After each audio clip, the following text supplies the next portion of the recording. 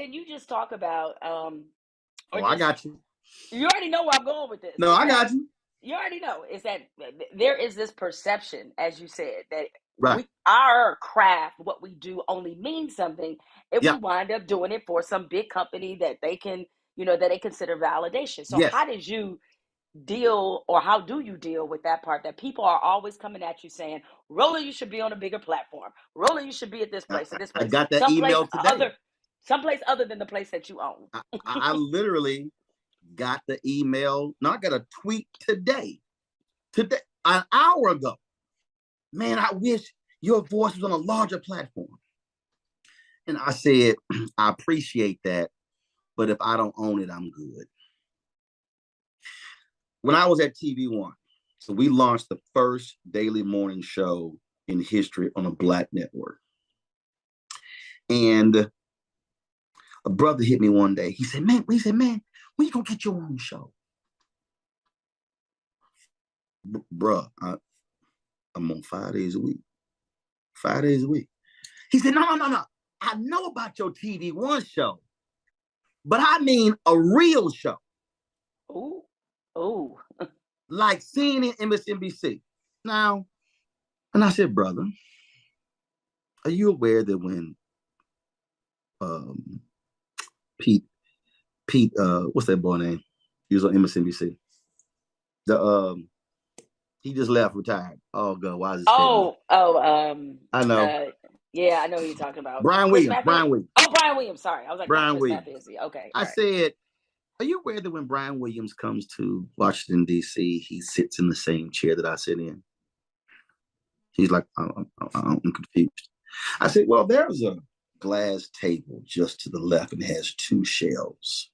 And there's a brush that white people use to brush their hair. And the bottom, there's a mirror and a bristle brush.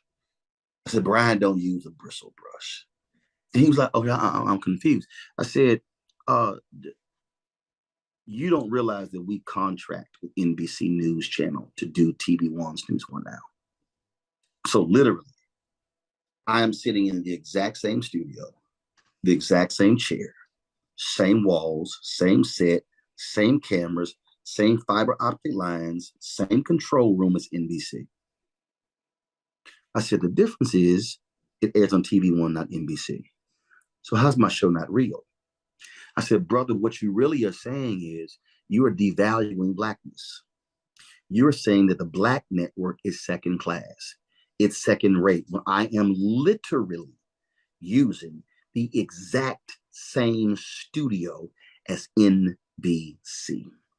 I said, you have been trained and conditioned to think that if it's on a Black network, it's less than, it's second than.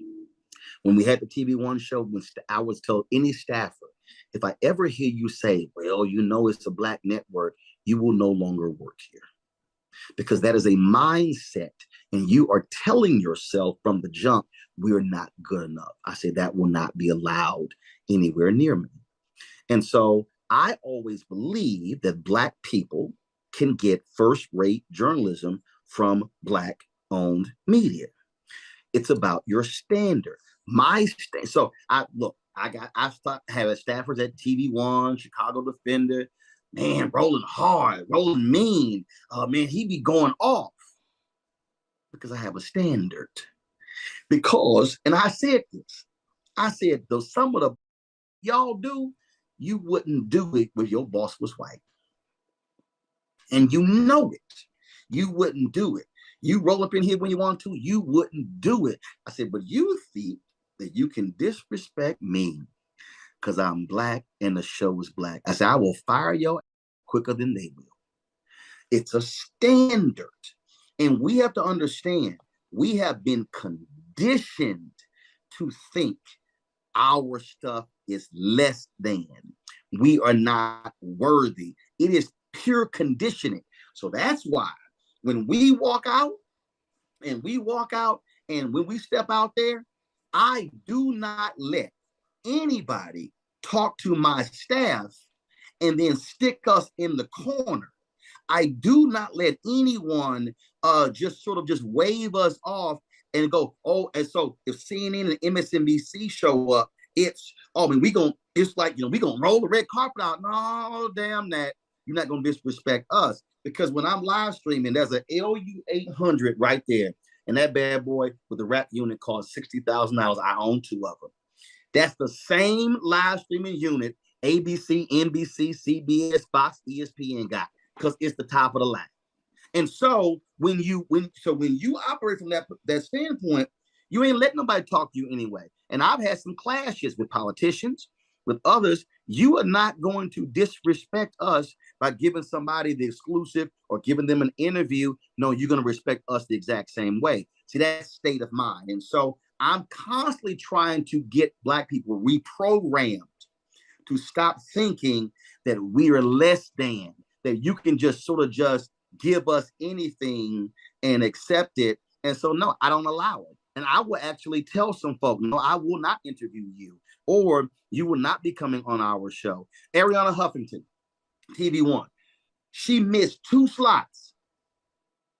I was like, listen, we come back from this commercial break, I'm going to read this story. I said, and if her is not sitting in that seat in 90 seconds, she is bumped and I'm moving on. They were like, but we're going to have a 7-minute hold. I said, I'll take it from there. I read that story, looked at her monitor. She wasn't sitting her ass in that seat. Jemele, I did a 6.5-minute commentary at the top of my head, right there on the spot. Toss it to break. And her people were pissed. I said, she missed her damn slot 3 times. You wouldn't pull that shit with CNN. I said, you're not going to pull it with me. And my staff was like, but Roland, that's Ariana Huffington. I said, did she miss her slot 3 times?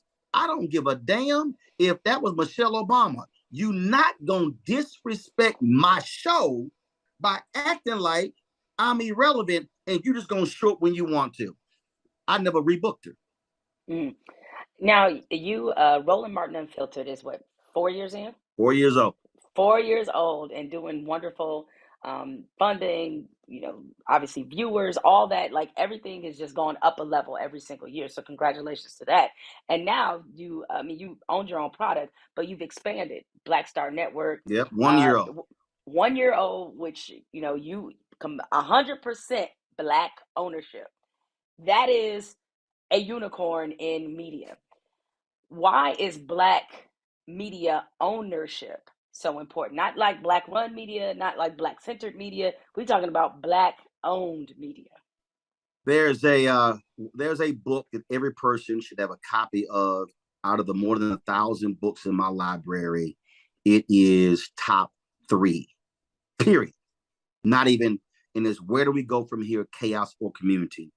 It was the last book written by Dr. Martin Luther King Jr. And in that particular book, and I was on Sway's show. I literally just sent this to him. And I said, brother, read this.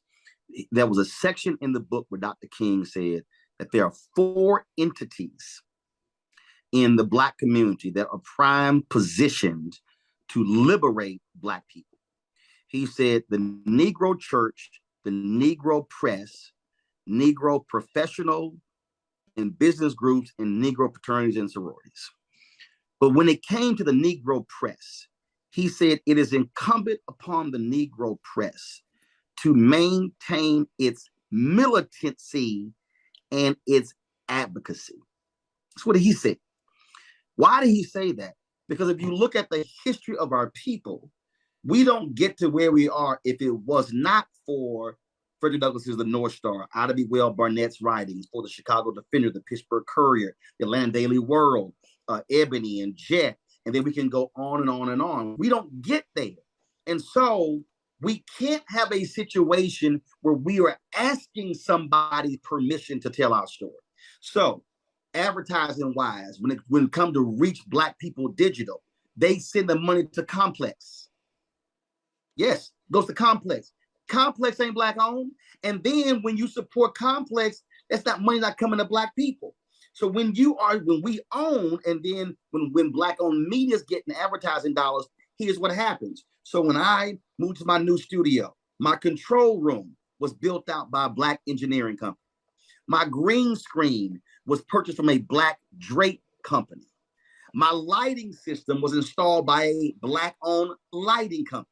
My set was built by a Black-owned set design company. The artwork on my set is from Black artist Leroy Campbell.